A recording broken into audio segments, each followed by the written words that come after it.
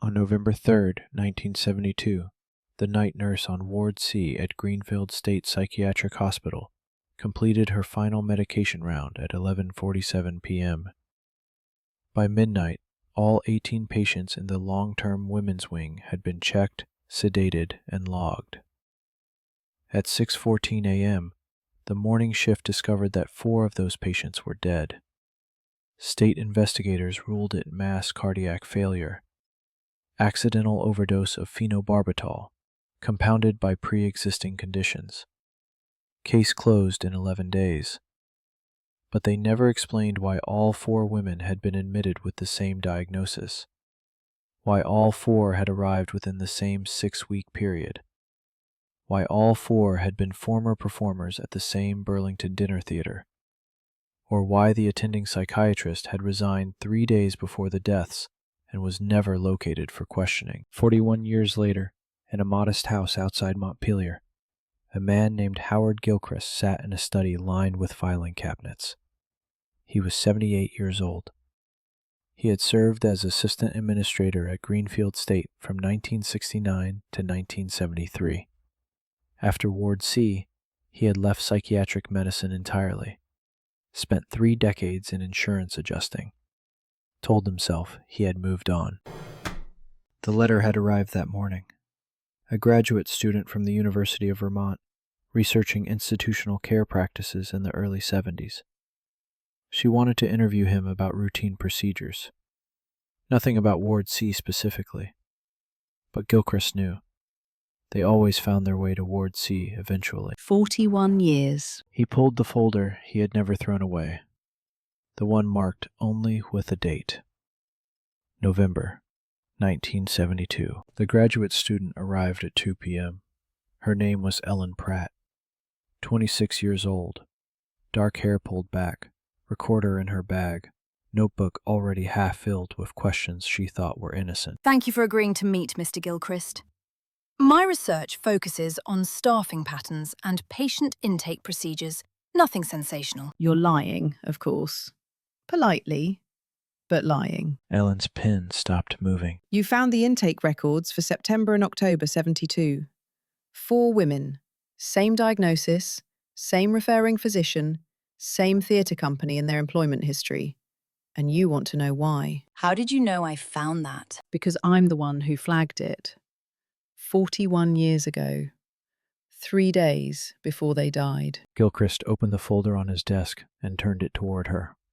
Inside were photocopies of intake forms, each stamped with the same diagnosis: acute hysteria with delusional features. Ellen studied the forms.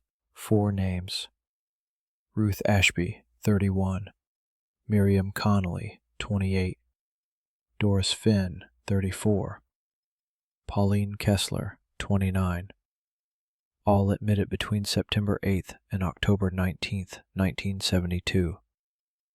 All referred by the same physician, Dr. Nathaniel Schofield. Who was Schofield? Staff psychiatrist. Specialized in what they called theatrical neurosis back then. The idea that performers were prone to specific delusions. He had a grant from some foundation to study it. And these women were all performers. Actresses. All 4 had worked at the Lakeside Playhouse in Burlington. Summer stock. Nothing famous. But Schofield was convinced they shared a condition. Gilchrist pulled a photograph from the folder. 4 women in costume, smiling on a small stage. The date on the back read, July 1972. 4 months before they died. Look at them. Do they look hysterical to you? Ellen turned on her recorder. Gilchrist didn't object. The official report said phenobarbital overdose. Accidental. That's what the state said. The families were told their daughters had fragile hearts. The insurance paid out. The hospital avoided a scandal. But you didn't believe it. I was assistant administrator. I approved medication orders. The dosages those women received were within normal range. I checked them myself the morning after. He pulled another sheet from the folder. A medication log. Columns of handwritten numbers. 15 milligrams each. Standard sedative dose. Nothing that would stop a healthy heart, let alone 4 of them simultaneously. Then what killed them? That's what I spent 41 years not asking, because asking meant remembering what I found 3 days before. Gilchrist explained that in October of 72, he had been tasked with reviewing intake procedures. Routine audit, nothing unusual. We had a new computer system, primitive by today's standards, but it could cross-reference patient data, diagnoses, referring physicians, treatment protocols. And you found a pattern? I found that Dr. Schofield had referred 11 women over 18 months, all performers, all diagnosed with acute hysteria, all from the same general area. Burlington, Montpellier, smaller towns nearby. He handed Ellen a printed list. Names, dates, outcomes. 7 were discharged within 60 days, cured, supposedly. 4 remained. The 4 who died. What was different about them? That's what I asked Schofield. 3 days before the deaths, I requested a meeting to discuss his referral patterns. What did he say? Nothing. He resigned that afternoon, left no forwarding address. I never saw him again. Ellen leaned forward. Did you report this to anyone? I reported it to Dr. Warren Thorne, Chief of Medicine, my superior. And? Gilchrist's expression didn't change, but his hands went still on the desk. Thorne told me I was seeing connections that weren't there. Schofield had resigned for personal reasons. The women were legitimately ill. My job was administration, not diagnosis. He dismissed you. He warned me, told me the hospital couldn't afford an assistant administrator who started rumours about medical staff. Told me to file my audit and move on. Gilchrist pulled a memo from the folder, typed on hospital letterhead, dated October 31st, 1972. 3 days later, 4 women were dead. And this memo says I approved the medication protocol that killed them. Ellen studied the memo. It authorized a change in sedation protocol for Ward C patients, increased monitoring, extended observation periods. Signed by Howard Gilchrist, Assistant Administrator. This looks like you were trying to protect them. Read the second page. Ellen turned the sheet. The second page detailed medication adjustments. Phenobarbital dosages doubled for 4 patients. Ruth Ashby, Miriam Connolly, Doris Fenn, Pauline Kessler. You didn't write this. I wrote the first page. The second page was added later. Same typewriter, different typist. Look at the letter spacing. Ellen held the pages to the light. The margins were different. The ribbon pressure varied. Someone used my signature to authorize their deaths. And I spent 41 years knowing it. Ellen set the pages down carefully. Why didn't you tell the investigators? I tried. The state investigator was a man named Dwyer. I showed him the memo, showed him the typing differences, told him about Schofield's disappearance. What happened? Dwyer interviewed Dr. Thorne. Then he came back and told me the investigation was concluding. Accidental overdose. My memo showed proper procedures were followed. Gilchrist's voice remained level, clinical. He also told me that if I continued making allegations, I would be named as a person of interest. My signature was on the document. My authority approved the dosages. They threatened you. They gave me a choice. Accept the findings and keep my career, or pursue the truth and become the man who killed 4 patients. He closed the folder. I made my choice. I've lived with it since. Ellen didn't touch her recorder.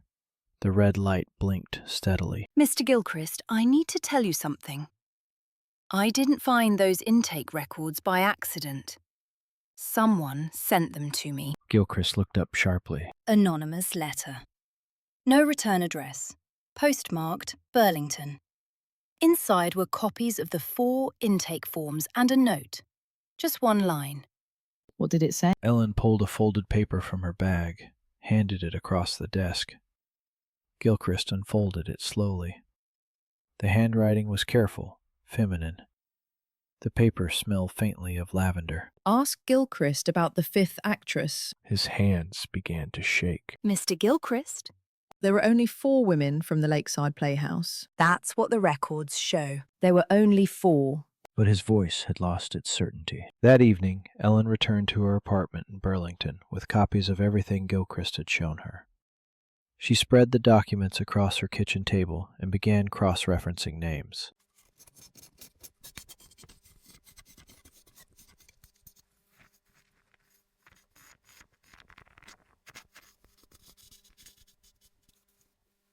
The Lakeside Playhouse had operated from 1968 to 1974. Summer stock productions, community favorites. Ellen found a program from their 1972 season in the university archive. The production was a murder mystery called The Uninvited Guest. The cast list showed 5 actresses, not 4. Ruth Ashby, Miriam Connolly, Doris Finn, Pauline Kessler, and a 5th name, Constance Weller. Ellen searched every database she could access. Constance Weller had no admission record at Greenfield State, no death certificate in Vermont, no forwarding address after 1972. She had simply ceased to exist. The next morning, Ellen drove to Burlington. The Lakeside Playhouse had been demolished in 1979. In its place stood a pharmacy and a dry cleaner. But the Burlington Historical Society maintained records. The Lakeside? Sure, we have boxes. Nobody's looked at them in years. The clerk led Ellen to a basement storage room. Fluorescent lights flickered over metal shelving. The boxes were labeled by year. Ellen found the 1972 box. Inside were programs, ticket stubs, photographs, and a manila envelope marked cast correspondence. The envelope contained letters from actresses to the theater's managing director, scheduling conflicts, script suggestions, personal updates. Near the bottom, Ellen found a letter dated August 15, 1972, from Constance Weller. The letter was brief, apologetic. Constance was withdrawing from the company. She had been offered treatment for her condition. She would be unreachable for some time. Ellen photographed the letter and drove back to Gilchrist's house. She found him in his garden, pulling weeds despite the cold. Constance Weller. She was the 5th actress. Gilchrist didn't look up from his work. I told you there were only 4. She wrote a letter in August 72 saying she was leaving for treatment. 3 weeks before the first admission to Ward C. Gilchrist's hands stopped moving. Mr. Gilchrist, was Constance Weller ever a patient at Greenfield State? Not under that name. Under what name? Gilchrist stood slowly, brushed dirt from his knees. When he spoke, his voice had the careful tone of a man choosing each word. There was a patient admitted in August 72, private room, not Ward C. Her records were sealed by court order before I ever saw them. Sealed by whom? By her family, the Thorns. Ellen felt the connection before Gilchrist said it. Thorne. Dr. Warren Thorne. His daughter, Margaret Thorne. She would have been 24 in 72. Gilchrist walked toward the house. Ellen followed. I never met her. She was admitted before I started the audit. But I saw her name once, on a medication order that crossed my desk by mistake. What medication? The same thing they gave the Ward C women, phenobarbital. But her dosage was different, lower, carefully monitored. They entered the study. Gilchrist went to a filing cabinet Ellen hadn't noticed before. It was locked. I kept copies of everything I wasn't supposed to see. He opened the cabinet and pulled a single sheet, a medication order for a patient listed only as MT, private. Same drug, same doctor, different treatment. Why? Ellen took the medication order back to Burlington that night. She compared it to the Ward C records Gilchrist had given her earlier. The differences were clear. The Ward C women received phenobarbital in standard sedative doses, 15 milligrams twice daily. MT, private, received 5 milligrams once daily, with additional notation, Observation Protocol 7. Ellen searched medical databases for Observation Protocol 7. Nothing. She searched Greenfield State records. Nothing. She searched Dr. Schofield's published papers. Nothing. At 11 p.m., she called Gilchrist. What was Observation Protocol 7? I don't know. I never found documentation for it. But you saw the term. Once. On the door of a room in the basement. A room, I was told, didn't exist. The next morning, Ellen drove to Greenfield.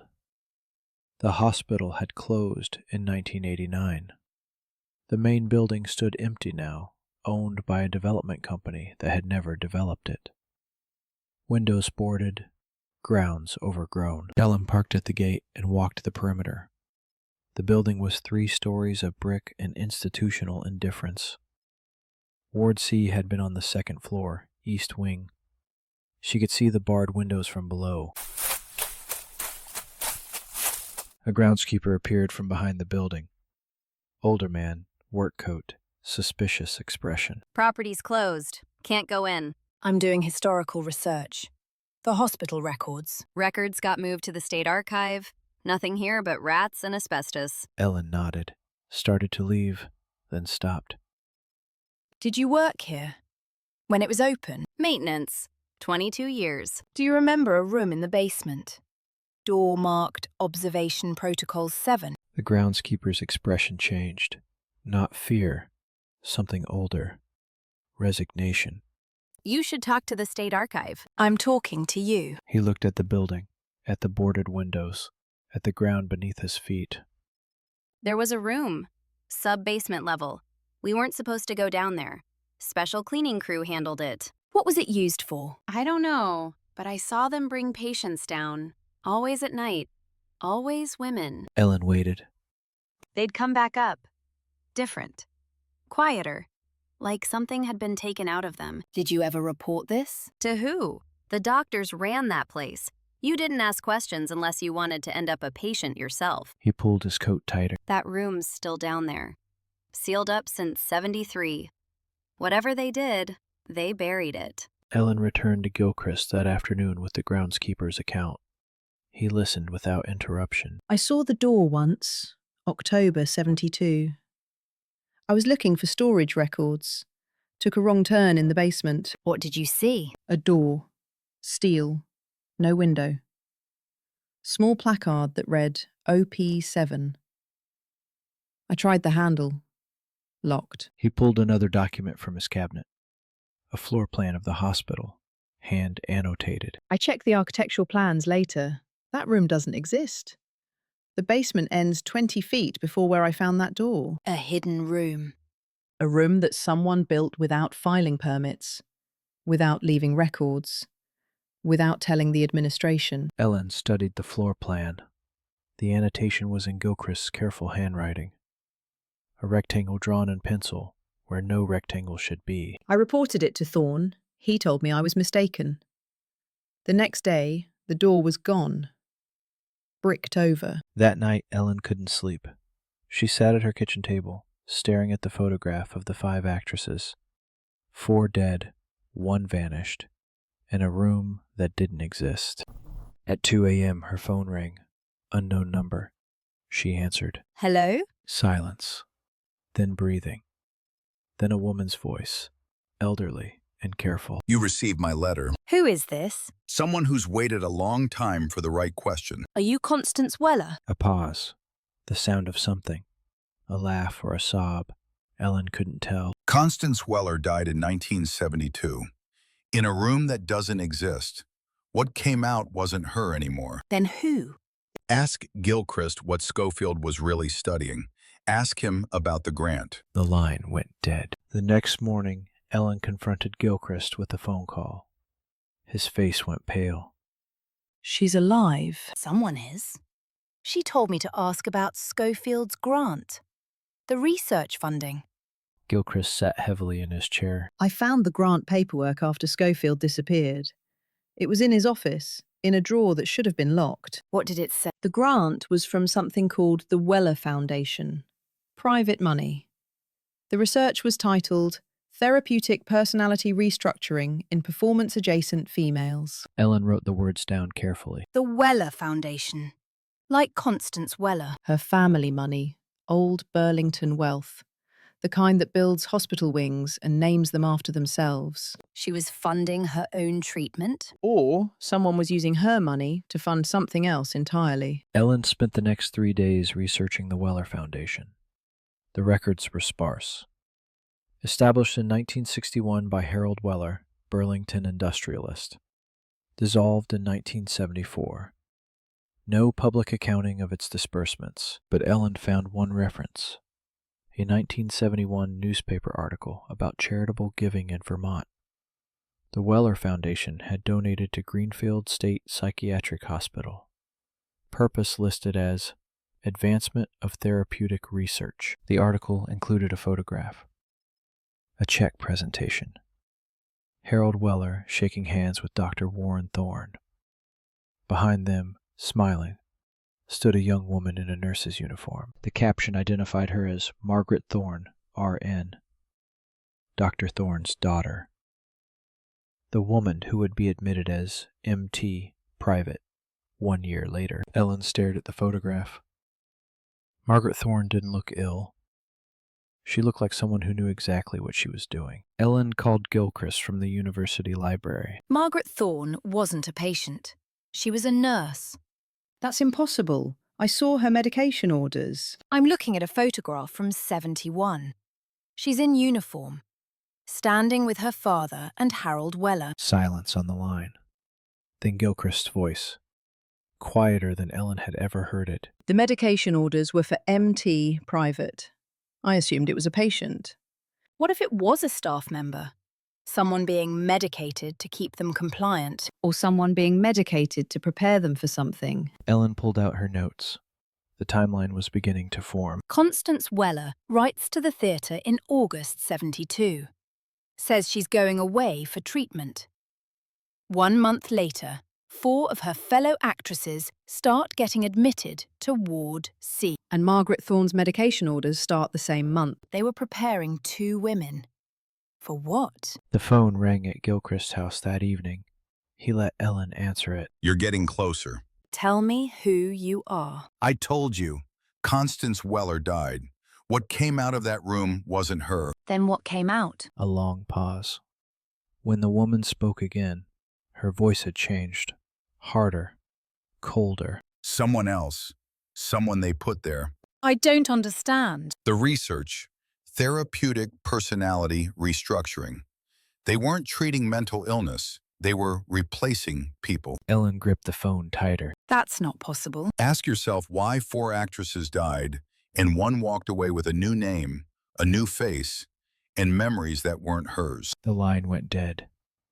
Gilchrist stood in the doorway, his face gray. What did she say? Something I don't want to believe. Ellen didn't sleep that night. She sat in Gilchrist's study, surrounded by 41 years of documents, trying to make the pieces fit. The facts were these. Dr. Schofield ran a research program funded by the Weller family. He admitted actresses to Ward C with diagnoses of hysteria. He treated them with phenobarbital. 4 of them died in 1 night.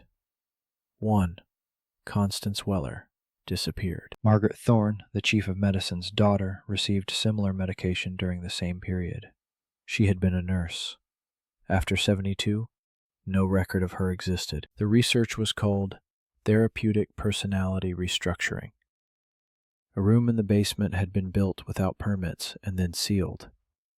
The state investigation had been closed in 11 days. None of it made sense unless Ellen accepted what the woman on the phone had implied. That the research wasn't about treating patients. It was about changing them into someone else. And 4 women had died because the process failed. At 7 a.m., Ellen made a decision. She drove to the Vermont State Archive in Barrie. The sealed records from Greenfield State were stored there. Court orders kept them closed to the public. I can't give you access to sealed materials. I understand. But can you tell me who sealed them? The archivist checked her computer. A frown crossed her face. That's unusual. What is? The seal was requested by the hospital's board of directors, but it was granted by a probate judge, not a criminal court. The grounds listed are protection of family privacy. Whose family? I can't tell you that, but I can tell you the seal expires in 2 years. 50-year limit. Ellen wrote down the date. 2 years. She could wait. Or she could find another way. Can you at least tell me how many boxes are sealed? 3. Plus 1 personal effects container. Personal effects from whom? I really can't say more. Ellen returned to Burlington and began searching probate records. If the seal had been granted by a probate judge, it meant someone had died. Estates were settled through probate. Personal effects were distributed. She found the case in the 1973 records. Estate of Margaret Thorne, deceased February 19, 1973. 3 months after the Ward C deaths, the cause of death was listed as suicide. The location was Greenfield State Psychiatric Hospital. The personal effects had been sealed at the family's request. Ellen sat back from the microfilm reader. Margaret Thorne had died at the hospital where her father was chief of medicine. 3 months after 4 patients died on his watch. And her effects had been sealed, along with the Ward C records. Whatever had happened in that basement room, Margaret Thorne had been part of it. And she hadn't survived. Ellen called the mystery woman's number. It went to voicemail. No message, just a beep. I found Margaret Thorne's death certificate. She died 3 months after the Ward C patients. Suicide at Greenfield. I think she was part of what happened. I think she knew. She paused. If you're Constance Weller, if you're whoever came out of that room, I need to know what they did to you. I need to understand. She hung up. The apartment was silent. Outside, snow had begun to fall on Burlington. Her phone buzzed an hour later. A text from an unknown number, an address, and 3 words. Tonight, 9 p.m. Ellen stared at the address. It was in Shelburne, 15 miles south. A house on the lake. She pulled up the property records. The house belonged to the Weller Family Trust. Unoccupied since 1974. Ellen drove to Shelburne as darkness fell. The snow had stopped, leaving the roads wet and glistening. The Weller house stood at the end of a private road, overlooking Lake Champlain. The house was dark, Victorian. 3 stories of wood and memory. Ellen parked at the gate and walked the gravel drive. The front door was unlocked. Inside, a single lamp burned in what had once been a parlor. Furniture covered in white sheets. Dust on every surface except one chair, which faced the door. A woman sat in the chair. She was in her 60s, silver hair pulled back, face unreadable in the lamplight. She wore a simple, gray dress. Her hands were folded in her lap. You came. You invited me. I've been inviting people for 40 years. You're the first one who listened. Ellen sat across from the woman. The lamp between them cast long shadows. Are you Constance Weller? I was.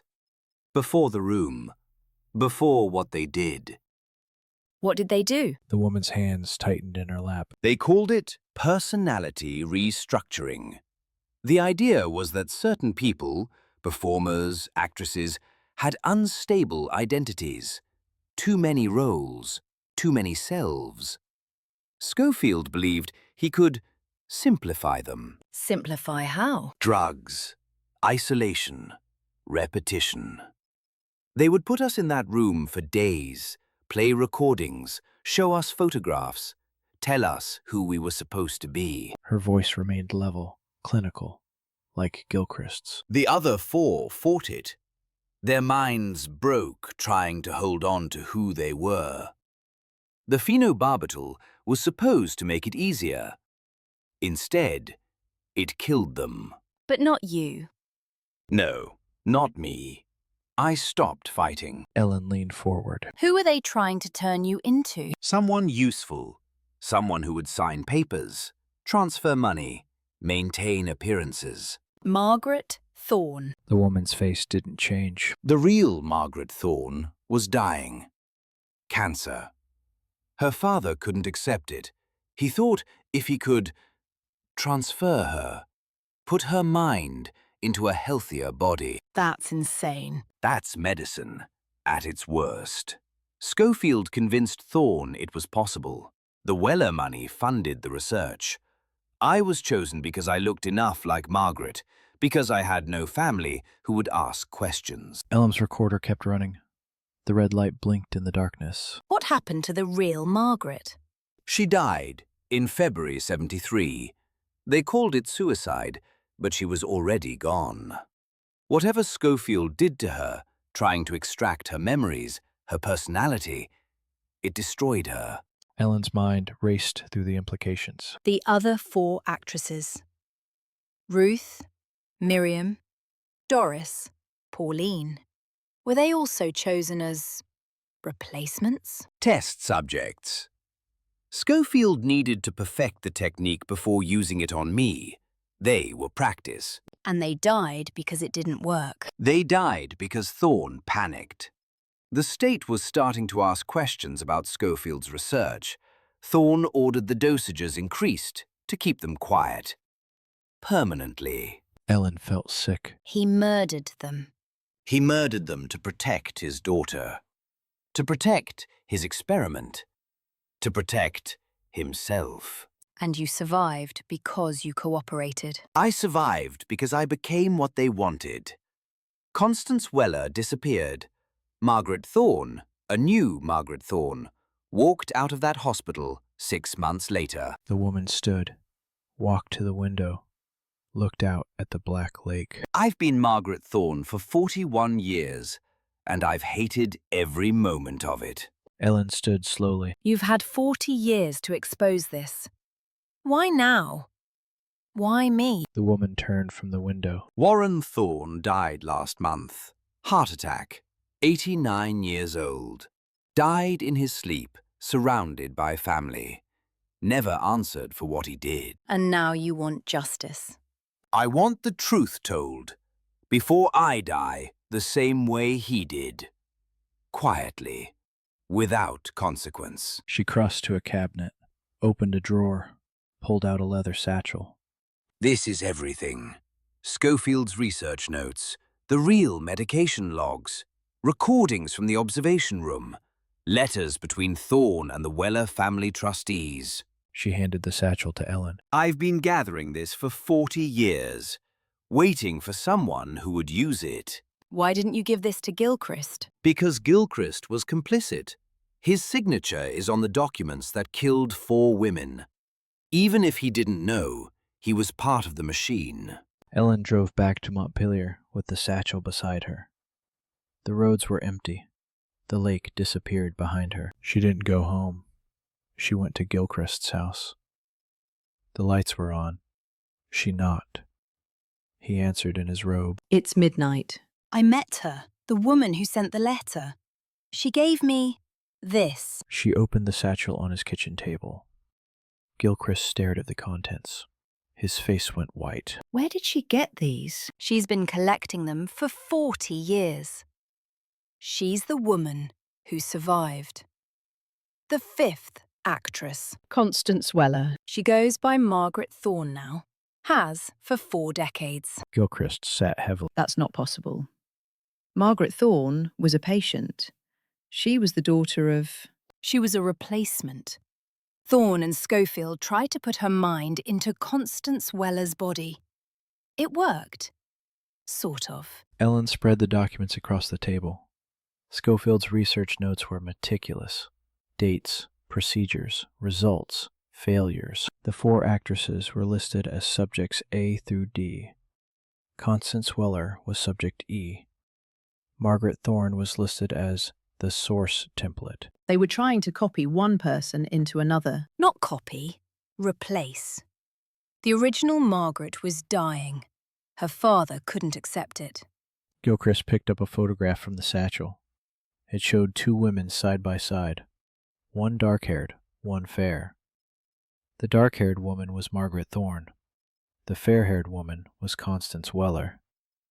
They could have been sisters. He found someone who looked like his daughter and tried to turn her into his daughter. And killed 4 women learning how to do it. Gilchrist set the photograph down. The memo. The one with my signature. Thorne added the second page to cover the increased dosages. He used me as insurance. You were the scapegoat if anything went wrong. And I never even knew. The next morning, Ellen and Gilchrist sat in his study. The satchel's contents covered every surface. Ellen had organized them chronologically. I have enough here to write the story, but I need you to confirm what you witnessed. I'll confirm what I saw, what I suspected, what I failed to pursue. He picked up the original memo, his memo, before the second page was added. I wrote this to protect those women. I wanted increased monitoring because I thought something was wrong with Schofield's treatment. And Thorne used it to kill them. He turned my precaution into a murder weapon. Ellen looked at the evidence spread before her. 41 years of silence. 4 dead women. 1 survivor who had lost herself. Mr. Gilchrist, I need to ask you directly. Now that you've seen all of this, what do you believe happened on Ward C? Gilchrist was silent for a long moment. Gilchrist stood, walked to the window. When he spoke, his voice carried the weight of 4 decades. Here's what happened. Warren Thorne's daughter was dying. He was a man of science who couldn't accept that science had failed her. So he funded research into something impossible, transferring one person's identity into another. He turned to face Ellen. Schofield was a fraud or a madman, possibly both. He convinced Thorne the process could work. They used the Weller Foundation money to fund it. They chose actresses because performers were thought to have malleable identities. And Constance Weller, because she resembled Margaret. Because she had no family. Because she was beautiful. Because she trusted the wrong people. Gilchrist's voice hardened. The 4 women on Ward C died because Thorne panicked when I started asking questions. He ordered their dosages increased to silence them permanently. Then he framed me as the authorizing official and shut down the investigation. And Constance? She survived because she stopped being Constance. She became what they wanted. A replacement daughter for a grieving father. A living monument to his madness. Ellen published her findings 3 months later. The story ran in the Burlington Free Press and was picked up nationally. The court seal on the Greenfield State Records was challenged and overturned. The families of Ruth Ashby, Miriam Connolly, Doris Fenn, and Pauline Kessler received official apologies from the state of Vermont. Their deaths were reclassified from accidental to homicide. Dr. Warren Thorne was named posthumously as the primary suspect. Dr. Nathaniel Schofield was never found. The FBI believed he had fled to South America in 1972 under an assumed name. Howard Gilchrist testified before a state commission. His testimony lasted 4 hours. He described everything he had witnessed, suspected, and failed to prevent. When asked if he felt responsible, he answered simply, I signed a document that was used to kill 4 women. Whether I knew what it would be used for doesn't change the fact that my name is on it. I've lived with that for 41 years. I'll die with it. The woman who called herself Margaret Thorne died 2 weeks after the story broke. Natural causes. She was 66 years old. Her will left the Weller family estate to the University of Vermont, with instructions to establish a scholarship for women in theater. The scholarship was to be named after Ruth, Miriam, Doris, and Pauline. She left one personal item to Ellen Pratt. A photograph. 5 women in costume, smiling on a small stage. July 1972. On the back, in careful handwriting that had changed over 40 years but remained recognizable, was a note. I was the one on the far right, the one with the flowers in her hair. I don't remember being her anymore, but I remember that she was happy. Ellen framed the photograph. She hung it in her office at the university, where she had been hired to teach investigative journalism. Sometimes her students asked about it. She told them it was a reminder that the truth, however late, is never too late. Gilchrist received a letter 1 month after Margaret Thorne's death. It had been written before she died and held by her attorneys for delivery. The letter was brief. Mr. Gilchrist, You blamed yourself for 40 years. I need you to know that your memo was the only thing that gave me hope. Someone had noticed. Someone had tried. I never blamed you. I blamed the ones who used you. Constance. Gilchrist read the letter once, then again, then a third time. He walked to his garden. It was spring now. The snow had melted. New growth pushed through the dark soil. He stood there for a long time, holding the letter, watching things come back to life. Thank you. He wasn't sure if he was speaking to Constance, or to himself, or to something larger. It didn't matter. The words had been said. A sealed room in Greenfield State's basement was excavated that summer. State investigators found equipment that had been obsolete for decades. Recording devices, projection screens, medical restraints. They also found documentation that Schofield had hidden before fleeing.